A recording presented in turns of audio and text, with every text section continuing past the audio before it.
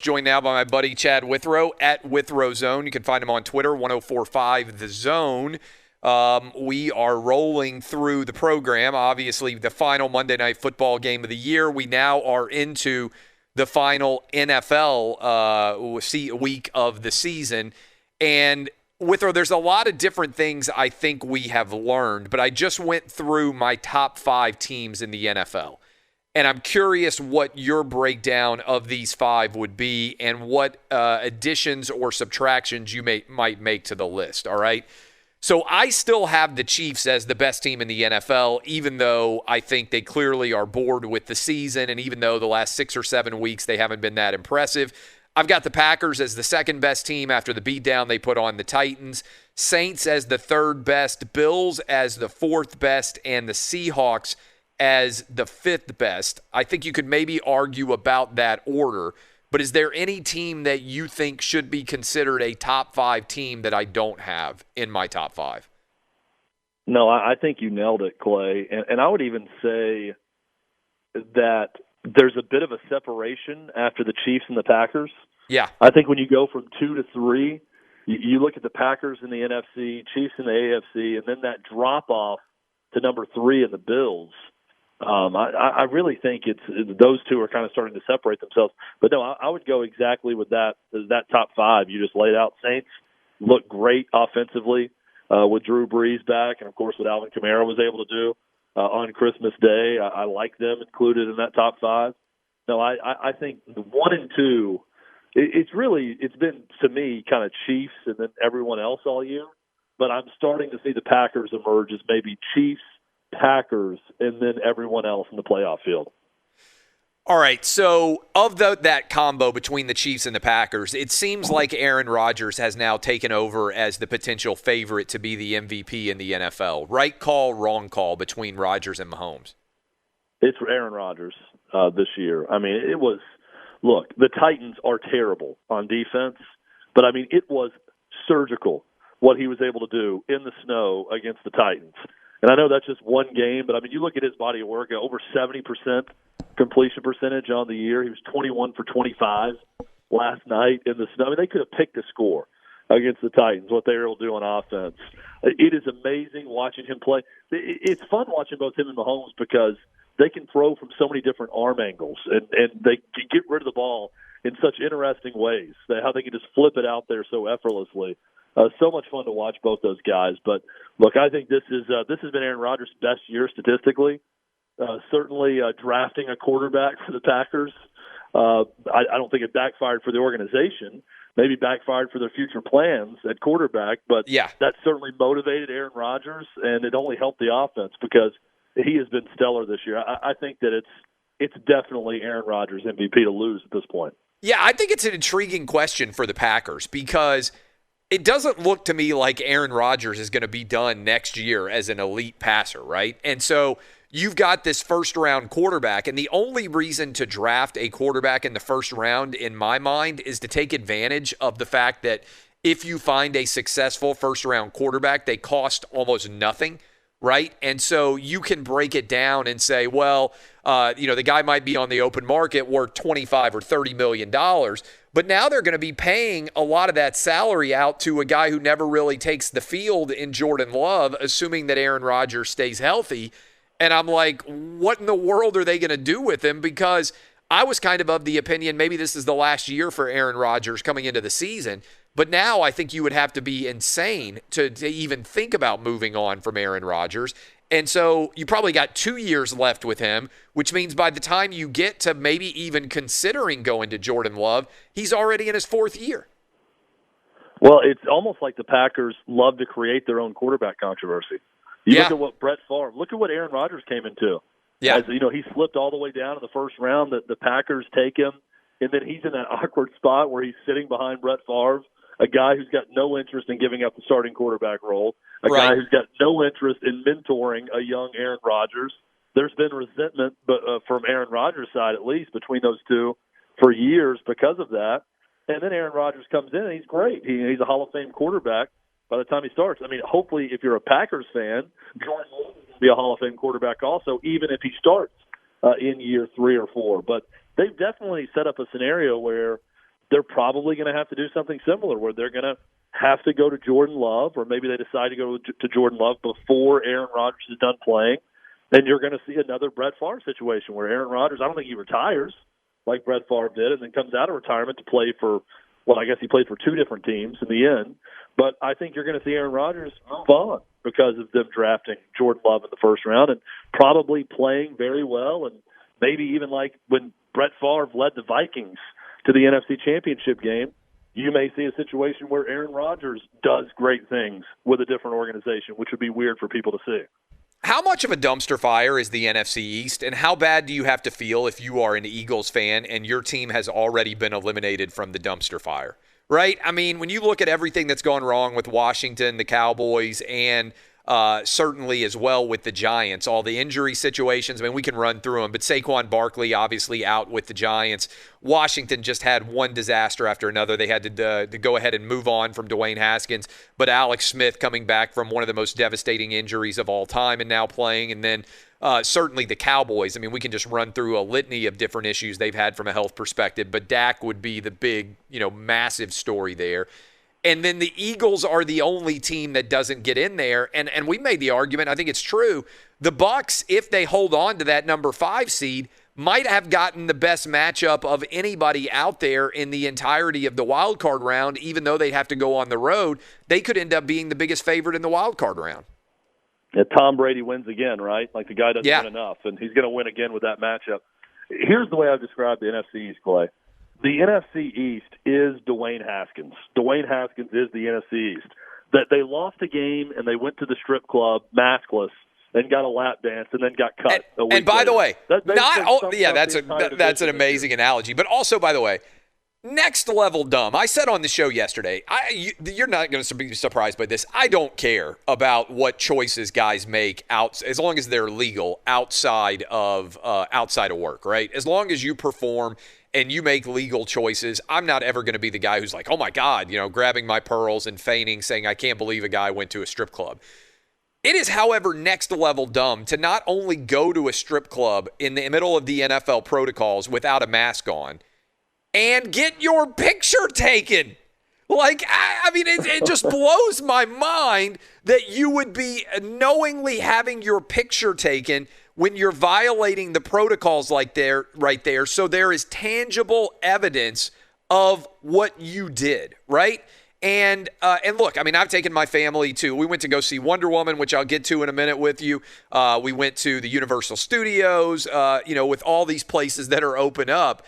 But it's pretty crazy in general to even think the way that scenario breaks down that he would be dumb enough to make that decision. Especially when you're already, by the way, on the chopping block. You already know because you've been demoted to third string. It's only by the grace of God you're even getting an opportunity to start again and potentially prove that you're worthy of still being given an opportunity to succeed.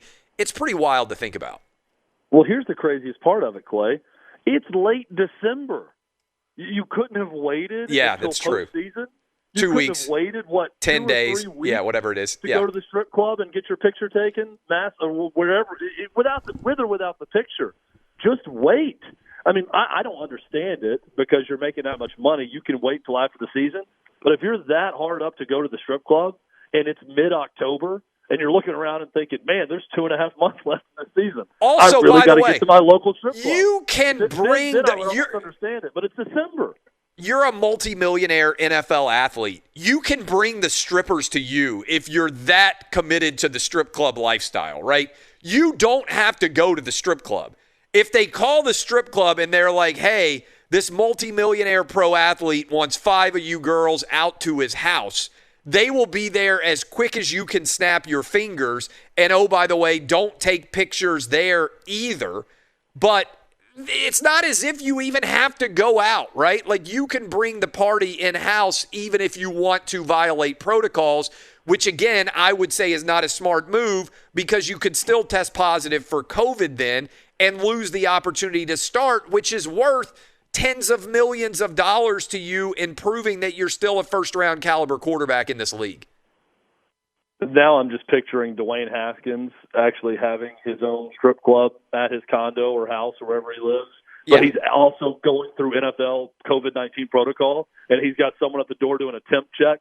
That would be, or he has his own forehead. doctor who's testing everybody when they come in. Whatever. Look, I had a Halloween party. You know this. Like, I'm not the guy who's sitting around saying, "Hey, you can't make decisions that matter." But I was out at a Nashville bar recently, and I was talking to a bar owner, and he said he had been talking to one of the players, and the player had said, "If we are seen in a bar, not a strip club, a bar, our team let us know that we are in super serious problems and we will actually end up losing our paycheck." So if you've been told that about a bar, such that you're talking to bar owners and saying, "Hey, man, I'd love to be able to come out for a beer in an open bar in the city of Nashville," you would think that a guy like Dwayne Haskins would sit around and or somebody advising him would say, "Hey, man, this is not the right call." And now, I don't know, his NFL career may be over. Maybe he'll get a backup opportunity. I don't know. Some of his money is guaranteed, so at least he'll be able to make the initial contract. But he may be done at 26 years old.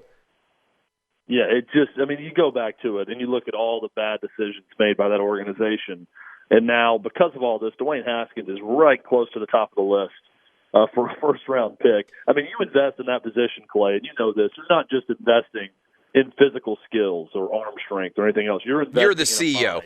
Yeah. You're investing in a brain as the quarterback. When you take a quarterback in the first round, you're investing in every piece of that person and that player. And it's quite clear now that they did not invest in the right brain when they drafted Dwayne Haskins to play quarterback for their franchise, because it did not work out. And he's just obviously not very bright.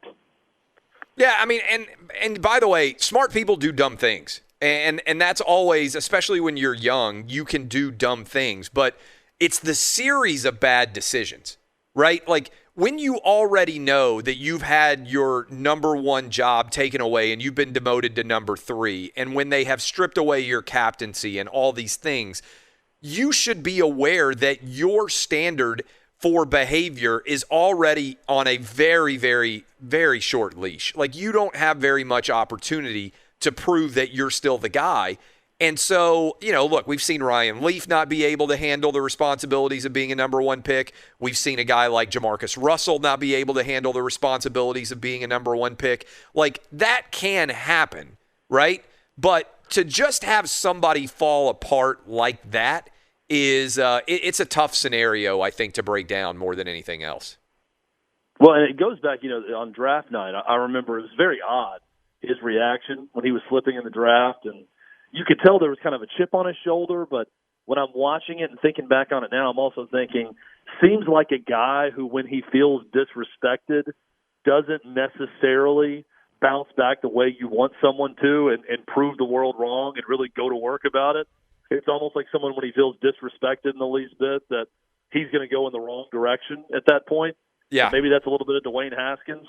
But again, you could do so many things as an NFL player, right? You can do, I'm just like you, Clay. I'm not going to sit there, and this is not a moral judgment or anything else, but there are so many things he could do for fun that doesn't get yourself in trouble with your team. And when you're the quarterback of an NFL team, especially, and you're that visible, you've got to be smart enough to know the things you can and can't do. And that is just clearly something that this season you can't do. And he did it, and he got cut. And he got his picture taken, which is the thing about this that is even more mind-blowing to me, because that would seem to be, like, clearly you're famous enough that picture is going to go out at some point. How do you pose for a photograph is just beyond me, in addition to all the other bad decisions. One of the challenges in general, we're talking about the difficulty of projecting quarterbacks. 3 years ago, when the NFL draft happened, there were 5 guys that went in the first round. The 2 that got the most criticism by far, I think you would agree with me, and or the most attention, Lamar Jackson and Josh Allen. So far, as we prepare to finish the 3rd year, they look like the 2 best options from that class. Now, Baker Mayfield's been okay. It appears Josh Rosen may never get a fair shake, but he's basically done. And I don't know what's going to end up happening with Sam Darnold. The Jets are such a mess, notwithstanding the last 2 wins that they've gotten. But the fact that Josh Allen, who a lot of people said will never be accurate, he's gone out and had another incredible game on Monday Night Football. As we get ready for the playoffs, he's either going to be at the 2-seed Buffalo Bills or the 3-seed Buffalo Bills. Right now they would be the 2. We'll see whether they really care and what they do in the final week. Same thing, of course, true for the Pittsburgh Steelers. My thought is that both teams will probably rest their starters and go ahead and not consider it to be a big deal who has home field there, because the weather's not much different in Pittsburgh versus Buffalo. There's not going to be a lot of crowd present. There's really no home field advantage either way. In fact, the road teams have won more games this year than the home teams, which almost never happens, but that's the totality. Doesn't that speak to how hard it is to just project how good guys are going to be? That the 2 riskiest options, I think a lot of people would have said, Josh Allen, he's just a big, strong guy. He played at Wyoming. He's never going to be able to be accurate. He's dropping dimes like crazy. And Lamar Jackson, he's never going to be able to run an NFL team. Both of those guys are by far the best options, even though they were the biggest risks.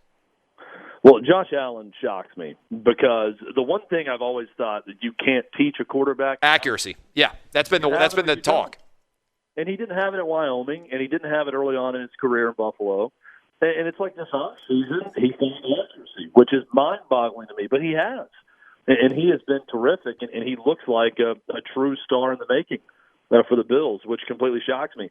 And you go back to how hard it is to predict a quarterback and project him in the league. 2 examples that immediately popped to mind of guys that you just knew were going to be great. Andrew Luck was a surefire, no doubt guy. I think about the luck of the Indianapolis Colts. Peyton Manning, another one of those guys. There was a decision to be made between him and Leaf, but obviously the Colts made the right decision. They go straight from Peyton Manning to Andrew Luck. The Colts really know when to suck and draft a quarterback. Now think about Jacksonville. Is Trevor Lawrence that no-brainer? Is he that next guy that is a surefire, no doubt, 15 to 20-year star in the National Football League? And if so, how impactful are these last 2 Jets wins? Massive. To now not have the number 1 pick. I mean, just think, Clay, about the implications to both of those franchises, possibly for the next 15 or 20 years. If Trevor Lawrence is as great as we project, and he is a no-brainer, surefire, future Hall of Famer, 15 to 20-year starter, think of what that does for Jacksonville. And now think about the lowly New York Jets, who just won 2 meaningless games in December, and now where that leaves that franchise as they miss out on Trevor Lawrence.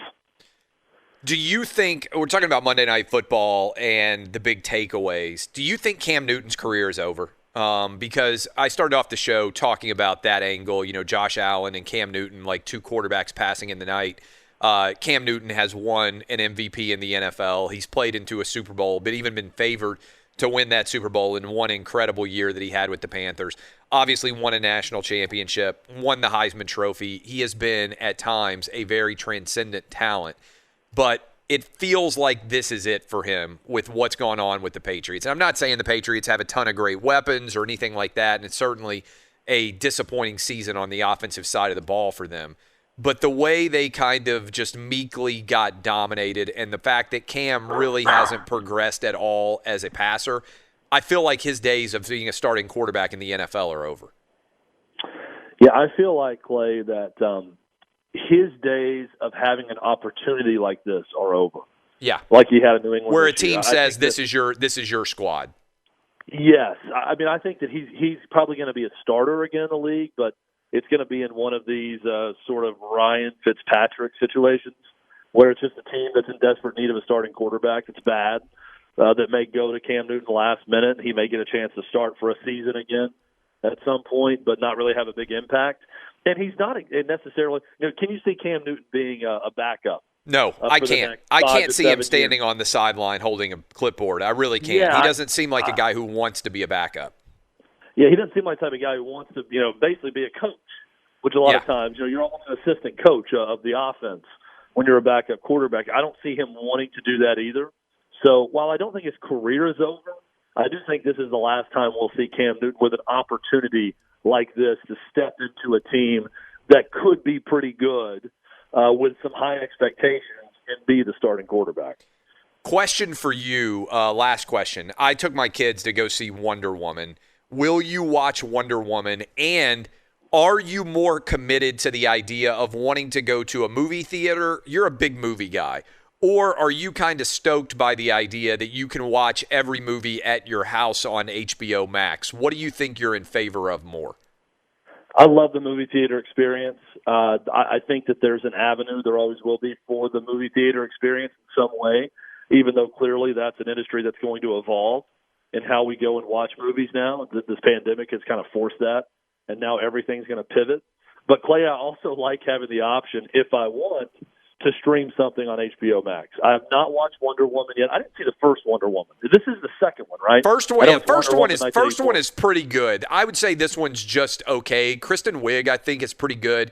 We went to the IMAX on the day after Christmas because I like sitting down still in front of the big IMAX theater.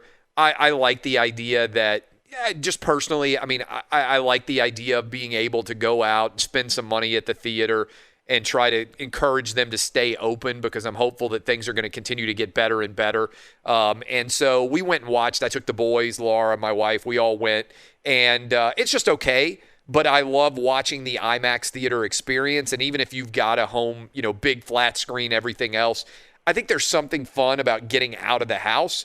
But I also understand that there's a lot of people who are like, you know what, I'd rather not go to the movie theater again. It's expensive. There's oftentimes kids talking. People pull out their phones. Like, there's something nice about being able to just sit in your place and chill in your favorite chair and watch a big movie too. Well, and I feel like everything with us, Clay, when I talk on your show, kind of goes back to Tom Cruise and the rant that he had that we spent 15 minutes talking about a week ago. When Tom Cruise comes out with the next Mission Impossible 7, or whatever it is now, I'm going to go to the theater and watch it. Yeah. That's the type of movie I want to see in the theater. If I wanted to see Wonder Woman, which I don't have a lot of interest in this particular superhero set, I'm more of a Marvel guy than a DC guy. If it's not Superman or Batman, I'm not as interested in the whole DC universe. But if it was, that's the type of movie I would go and want to see in the theater. So there's a place for it, but I think that, at least speaking for me, I'm going to be much more specific on what I want to go see in the theater. I'm not going to go see every random comedy that comes out like I did, 7-10 years ago in theaters. But when it's a big budget action movie that should be experienced on the big screen, I'm going to go see Mission Impossible 7 in theaters.